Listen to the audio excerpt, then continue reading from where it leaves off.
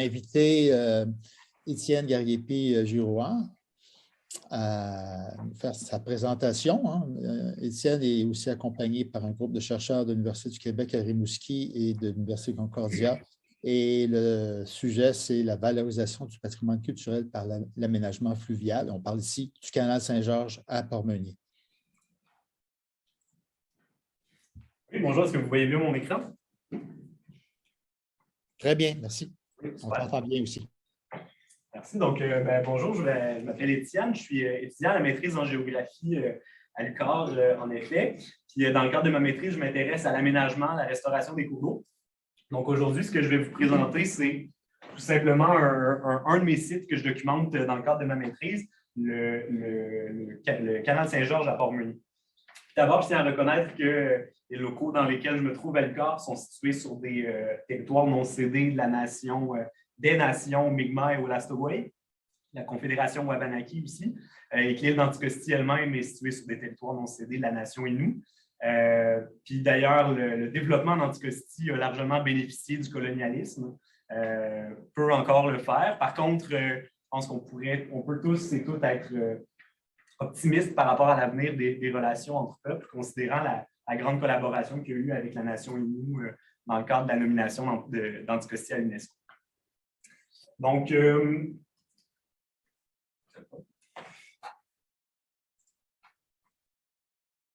pour vous mettre en contexte, le canal Saint-Georges, que vous avez probablement tous et toutes vu si vous êtes allés en Anticosti, c'est un peu la porte d'entrée de Port-Meunier. C'est le ruisseau, le petit cours d'eau qui s'écoule en plein centre de Port-Meunier.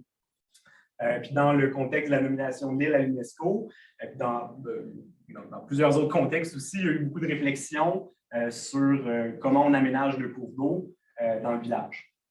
Donc, les objectifs de ma présentation, ça va être, premièrement, de vous décrire et d'illustrer l'histoire, l'évolution du canal Saint-Georges. Puis ensuite, ça va être de vous exposer quelques réflexions par rapport à son aménagement dans l'avenir. Mais avant tout, je voudrais vous présenter deux éléments qu'il faut garder en tête quand on parle de l'histoire du canal Saint-Georges. Premièrement, c'est l'approche de la socio-géomorphologie de Ashmore, qui reconnaît que la grande majorité des paysages terrestres sont coproduits par des processus naturels, mais aussi des processus humains et sociaux. Et ensuite, il y a la notion d'hybride, une notion qui permet de caractériser ces objets, ces formes, ces paysages-là, qui sont hérités des interactions entre les processus naturels et les processus anthropiques. Donc, pourquoi le canal Saint-Georges est-il un de ces objets ou une de ces formes hybrides? Mais en fait, avant 1898, le canal Saint-Georges n'existait pas. Dans son contexte naturel, le bassin versant, qui est le bassin versant des rivières Gamache et 3000, qui se jettent dans le lac Saint-Georges, en fait, son exutoire naturel, c'était le ruisseau du Château, qui s'écoule un peu au nord-ouest par rapport à Port-Meunier, qui s'écoule tout près du site du Château Meunier. Par contre, à l'arrivée d'Henri Meunier, en 1898, il a dragué le canal Saint-Georges pour deux objectifs. Le premier, c'était de vider le lac Saint-Georges pour permettre l'agriculture. Donc, ça a permis de développer la ferme Saint-Georges qui est installée tout près, avec près de 500 mètres carrés de terre cultivable. Puis, il y avait aussi un sous-objectif qui était de détruire, de limiter la production de moustiques dans la région. Donc, ça peut être assez menaçant pour les habitants de Port-Meunier. Donc, ça a été fait en 1898. Je vous présente un peu le paysage. Donc, on voit clairement que le canal Saint-Georges a été construit de toutes pièces. On voit les sédiments qui ont été dragués sur les bords du cours d'eau. Puis assez rapidement, le cours d'eau a érodé son lit, a érodé ses berges pour s'ajuster à ces nouvelles conditions hydrologiques. Ensuite, dans la décennie 1900, il y a eu un début d'exploitation forestière sur l'île par l'équipe de Henri Meunier. Et la dernière étape, si on veut, du transport de bois, c'était par le canal Saint-Georges. Ce qu'on voit ici, c'est le canal Saint-Georges en 1909, où il y avait du transport de petits biobois.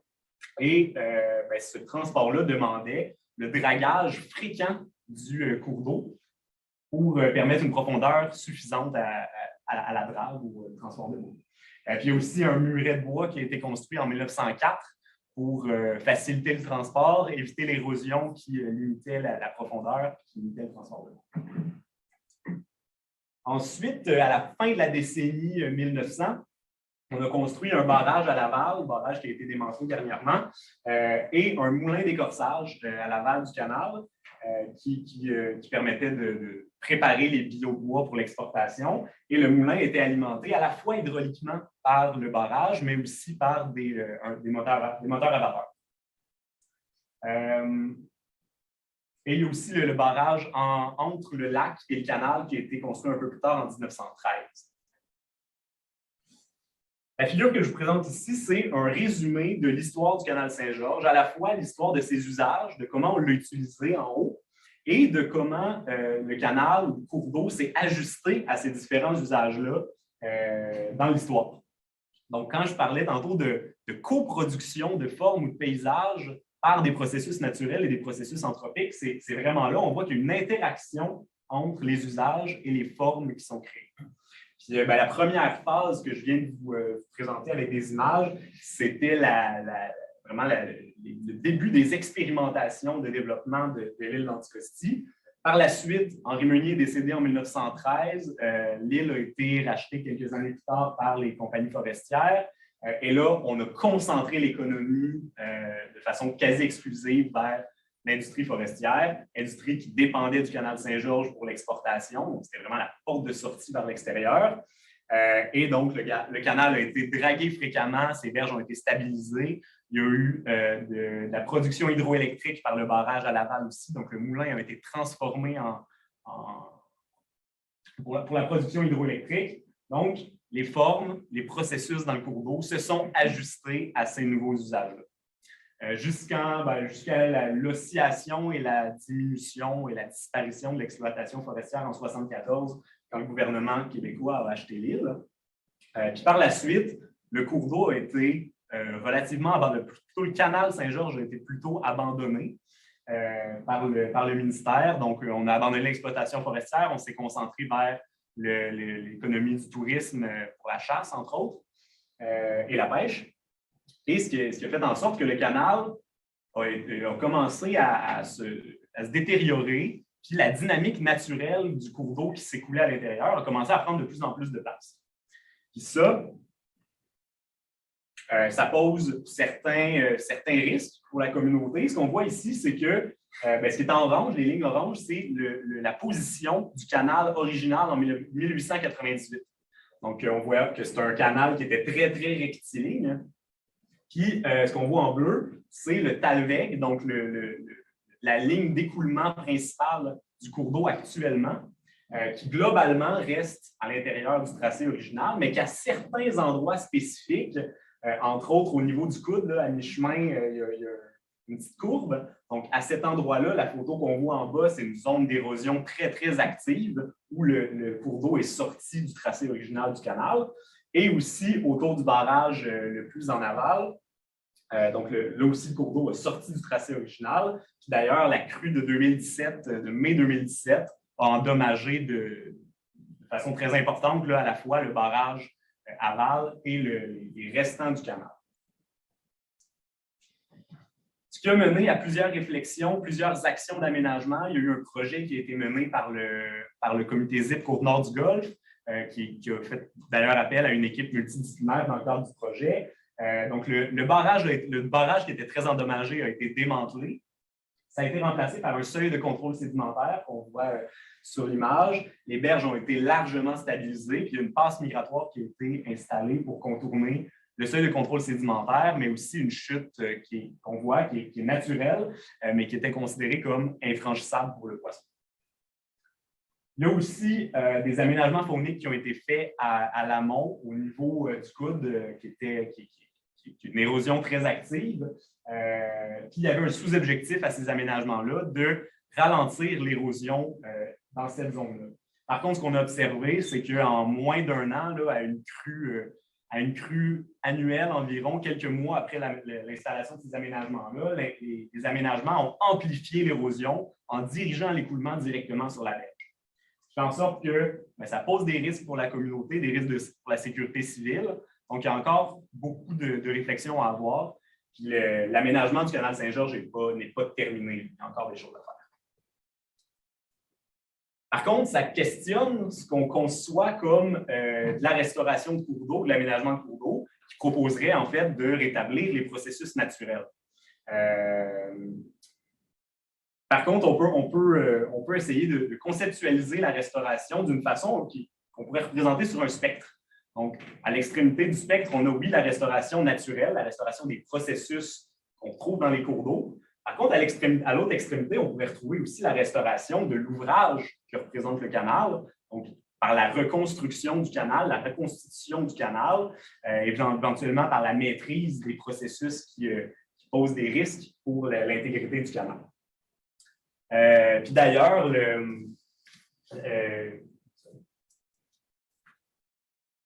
dans la définition les plus récentes de la restauration et de l'aménagement de cours d'eau, il y a cette notion-là d'équilibre entre les processus naturels et l'héritage humain que les cours d'eau représentent, qui est bien intégré. C'est d'ailleurs intégré dans la Convention du patrimoine mondial de l'UNESCO, qui reconnaît un patrimoine mixte, donc un patrimoine qui est construit à la fois par des processus naturels et des processus humains, une histoire humaine. Donc, on a deux propositions, deux larges propositions, si on veut, deux avenues qu'on pourrait emprunter pour l'aménagement du canal Saint-Georges pour son avenir, considérant premièrement la nécessité de gérer les risques pour la sécurité civile que ça pose présentement, mais aussi considérant l'opportunité que ça nous offre pour bien aménager le cours d'eau, pour faire en sorte que son caractère hybride et sa composante historique soit mise de l'avant, soit mise en valeur.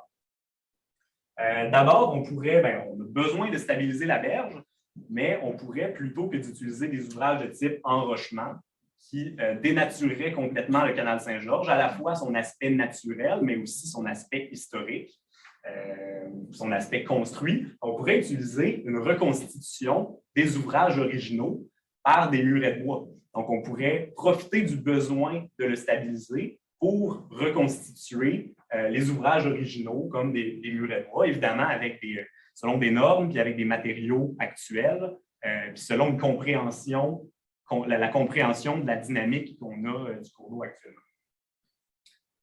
Ensuite, il pourrait aussi avoir... Oui. Étienne, je me permets un rappel de quelques minutes. Parfait, c'est ma dernière diapo. Puis le deuxième élément qu'on pourrait faire aussi, c'est l'excavation d'une plaine alluviale sur la berge devant le muret que je viens de mentionner. Puis ça permettrait de laisser de la liberté au processus naturel, de diminuer les risques en donnant plus d'espace au cours d'eau, mais aussi de créer un espace qui pourrait être utilisé par la communauté, par exemple des sentiers, des tables, des bancs, donc créer un espace vert là, ou un espace de parc qui créerait en fait en combinaison avec la reconstitution du muret de bois, un espace d'interprétation géohistorique qui comprendrait à la fois la composante naturelle du cours d'eau et la composante historique, la composante construite. Donc, c'est un peu les grandes lignes de ce qu'on propose. Ce n'est pas un plan final, mais c'est des avenues qui seraient très intéressantes à envisager présentement dans le contexte de l'UNESCO et dans le contexte aussi où on ne veut pas dénaturer le cours d'eau. C'est un bon moment où qu'on pourrait utiliser l'opportunité de bien l'aménager pour mettre en valeur le patrimoine qu'il représente. Voilà, merci.